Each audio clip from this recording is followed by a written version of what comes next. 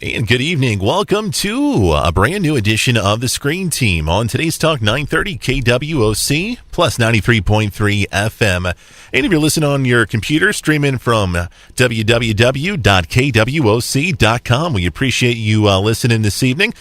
We got a nice little show for you, and we've got Jake with us in the studio. Jake, it's good to see you, man. How are you? Good to see you, too, and I'm doing pretty good. Good to see you. We got your movies this week, and you wanted to do kind of a theme show on film noir movies, right? Yes, and we got a good selection, I think. Now, I know it's kind of hard to kind of describe film noir, but for those who don't know, how would you describe it to folks out there? They're kind of a cross between mystery movies, kind of psycho thrillers.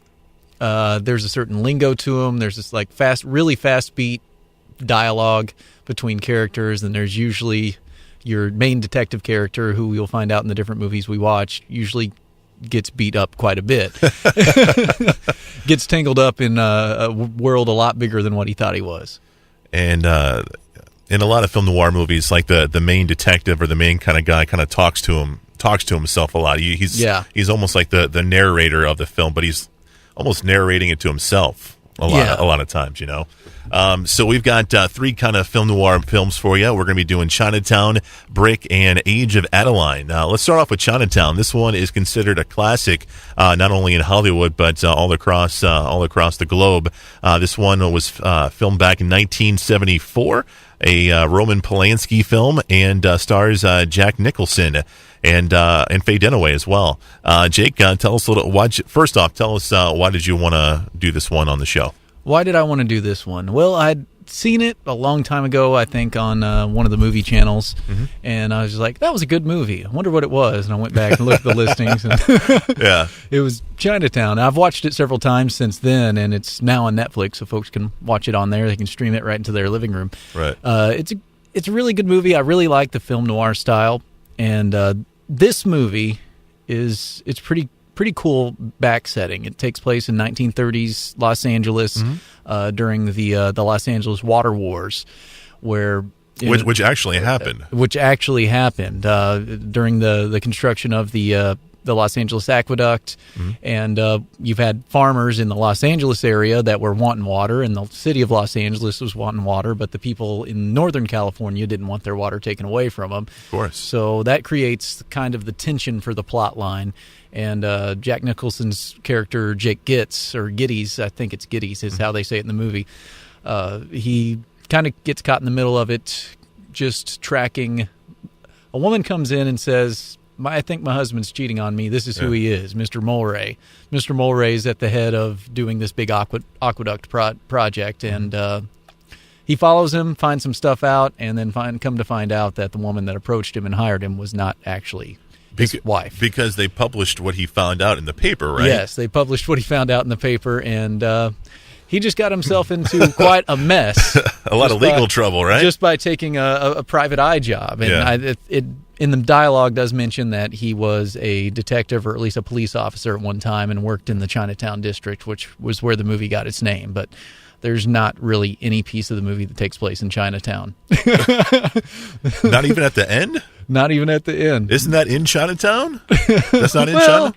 Yeah, I don't know. I think it's a little bit in Chinatown. I don't know. I'm gonna say it is. So after that happens with the first lady, Faye Dunaway comes in and basically says, "Hey, I'm the real Mrs. Mulray. I'm the real Mrs. Mulray, and I'm going to sue you," and blah blah blah. And then they come to find out there's this water deal and this water narrative, but there's also another little sub-narrative that Jack Nicholson finds out between Faye Dunaway, her father's character, and her daughter, which is a crazy little twist in the film. There is a crazy twist in the film. It doesn't come late into the film, and it's one of the best surprises of the movie, so if you haven't seen it, I'm not going to ruin it for you.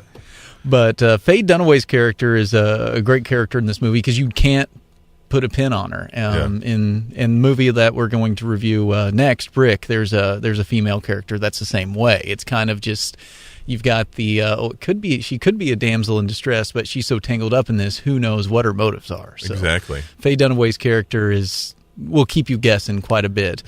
And there's lots of other characters in the movie that you don't know what to think about anybody. It's nothing's really revealed until the end of the movie, and that's another great thing about film noir.